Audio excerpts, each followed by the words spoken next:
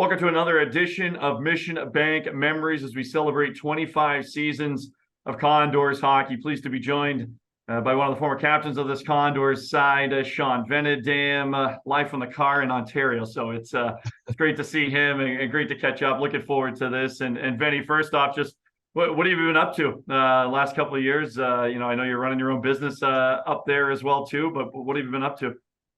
I am running my own business, and there was an offshoot when the pandemic hit, which was, I guess, one of the fortunate things that happened personally. We started another company, which was, development and tournaments, running tournaments for minor hockey organizations and kids spring hockey tournaments. So we're busy. I'm busy doing that along with the store and trying to get the store up and running again and moving in the right direction. And so other than that, playing a little bit of hockey myself and enjoying myself.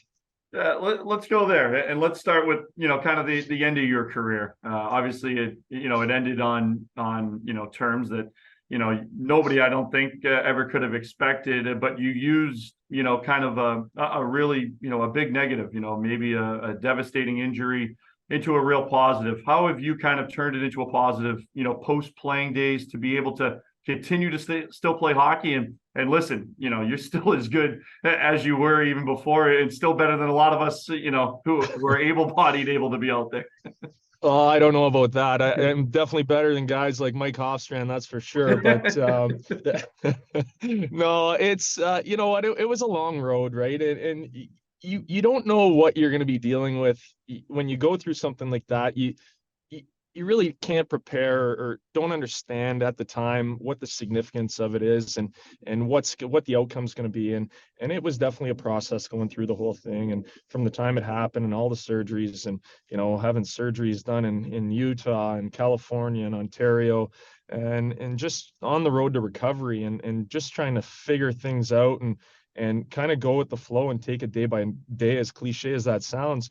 But, I had my leg for, after the initial break, I had it for, another, I think it was 3.5 years. So of that 3.5 years, I think I was on crutches for 3 of them. And, so it was a process to get over that mentally. That was a huge mental hump. And once you start figuring things out and understand, hey, I'm going to be better off for this, you kind of understand your path that you're going to take. And, I met a great surgeon in Toronto who explained that you might be better off with a prosthetic as opposed to, trying to fix this thing. And in the end, I think I had 9 surgeries to try and fix it. And unfortunately, you go through those times and just go with the flow and until, things resolve themselves. And, in hindsight, I kind of wish I would have had it amputated, years before, but you never know, right? You're always optimistic and hope that you can save your leg and regain your life. And a lot of times it's unrealistic, in my case. So, from there, you get the prosthetic and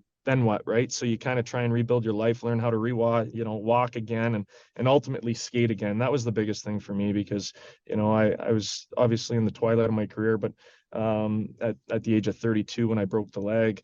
However, I thought I had a few years left in me, and you don't really think that you're going to go out that way.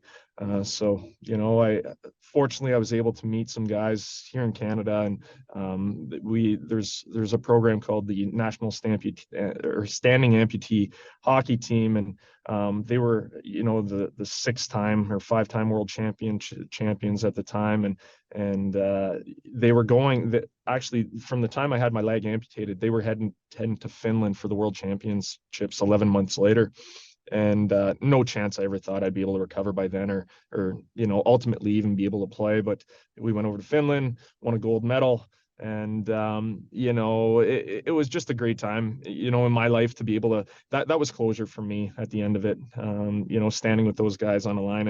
And I had come from a completely different background than them. A lot of guys were born with, missing limbs. And for myself, it was kind of an accident, and I had played the game that I had loved all my life and grew up playing, and I was fortunate enough to play it at a professional level. And some of these guys, that was their dream, right? And unfortunately, from the time they were a kid, they battled through adversity their whole lives, and that that World Championships to them was their Stanley Cup, and to be able to share that moment with them, in the end, I tell them all the time that I think they had done much more for me than I was able to bring to the table and did for them. That's So, incredible. And you got to wear the maple leaf, right? Like you represented Canada on the national stage, on the international stage. Maybe not in the way you maybe envisioned when you were 10 years old, but that had to be pretty special for you to put the red and white on it and to realize that you represent your country. yeah, as as a kid, you often dream of playing for your country in an Olympics or World Junior Championships or something like that. Not as an amputee. I did not envision that, Holty. So, yeah, it was a different path to get there, but to put that jersey on is always special, right? Anytime you can represent your country at any level or in any sport is special. And yeah, so I took very many positives out of it, and unfortunately, the program itself, uh, there's not enough countries in the world that really can compete with Canadians, and I say that with all due respect, but the program itself internationally has kind of suffered because the Russians have dropped out, and the Czechs, and there's us and the Americans that are left with the Finns and the Latvians. So unfortunately, with four countries competing, and there was a World Championships that were supposed to be held in Vegas when the pandemic hit. They were supposed to be in April. So unfortunately that was canceled, and that's kind of been the last of it. So hopefully we can, kind of bring that program back in some capacity over the next few years, because it's more, there's a lot more to it than just playing hockey, right? It's, there's a lot of young kids out there that, that are struggling and might need some type of outlet. And that's what we see it as. It's not just about hockey. It's about life. Let's talk about your time in Condorstown, parts of 3 seasons here in Bakersfield. And, I think, for those that have worked for the team and those that have been around the organization, you're certainly up there in terms of the fan favorite, the guy who, everybody wanted to come watch on a nightly basis. But from your perspective, what was maybe an on-ice memory or a memory from your time, here in Bakersfield that, you kind of think back to and reminisce about?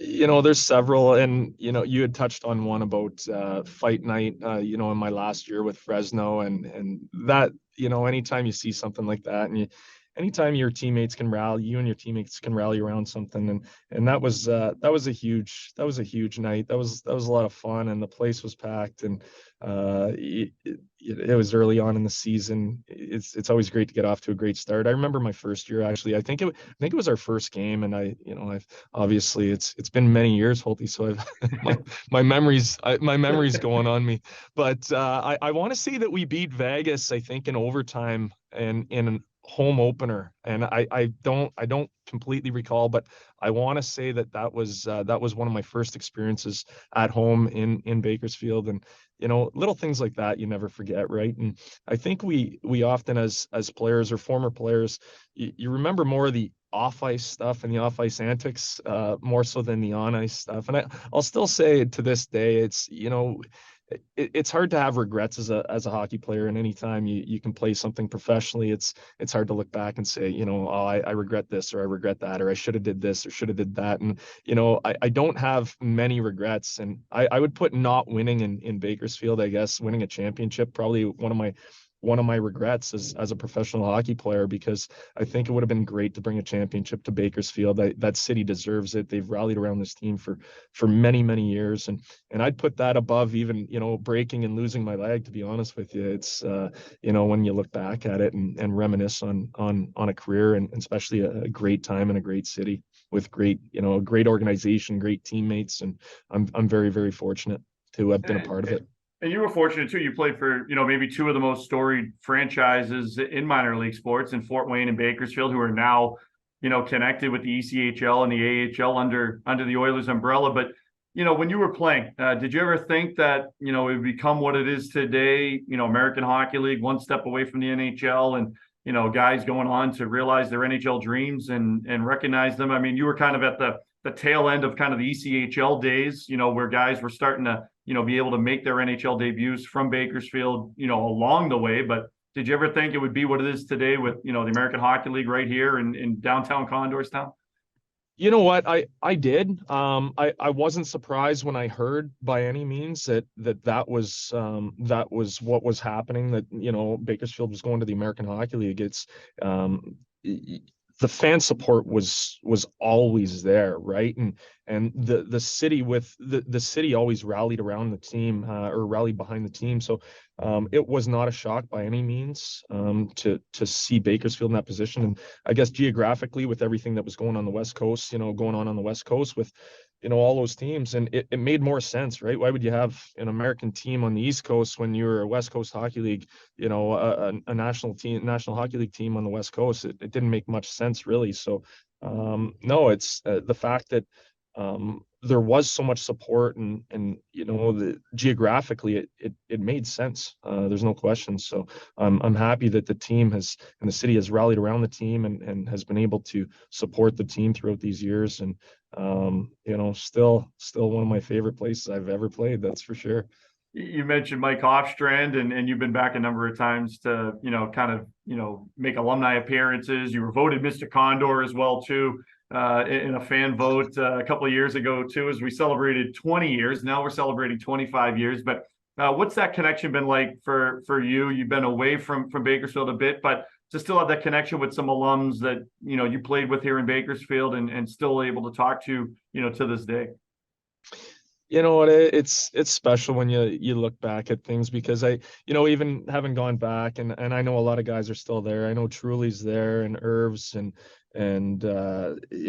Scott Borders and Hoffy and Ionero, and we had a really tight knit group when we played. We were kind of a loosey goosey group, and it was a lot of fun. So to go back there and just talk about what happened.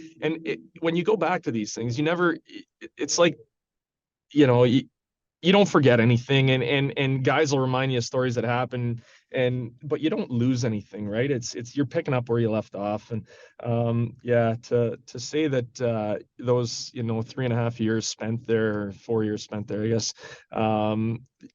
they're just fond memories. I still stay in touch with Hoff, obviously, and I'm Hudson's godfather. So it's and it was great to see Fozzie and Matt Riley earlier before we started talking, and just those friendly faces, and those are friendships that you'll have forever. And we got talking right away and started laughing, and it's been years, probably, right? I don't know, the last time I was there was probably 5 or 6 years ago. And Yeah. Those things you don't lose. It's friendships pick up where they left off, and it's always great to see the guys and laugh and joke and tell stories again. And we probably told the same stories about 50 times, but they never get old. Well, Vinny, we appreciate the time. Glad to see you doing well, and great to catch up. We'll have to have you out here sooner rather than later back here to Condorstown. We appreciate it. Sounds good, my man. Good to see you, and good to see the boys. So we'll talk to you guys soon. Good luck the rest of the way. Tell Chalker to get those guys in gear. Absolutely. It's been another Mission of Bank memory with former Condors captain Sean Venedam. For more with Sean, more with Vinny, and the rest of this Condors alumni crew, head to our YouTube page, condors.tv. I'm Ryan Holt. Catch you next time.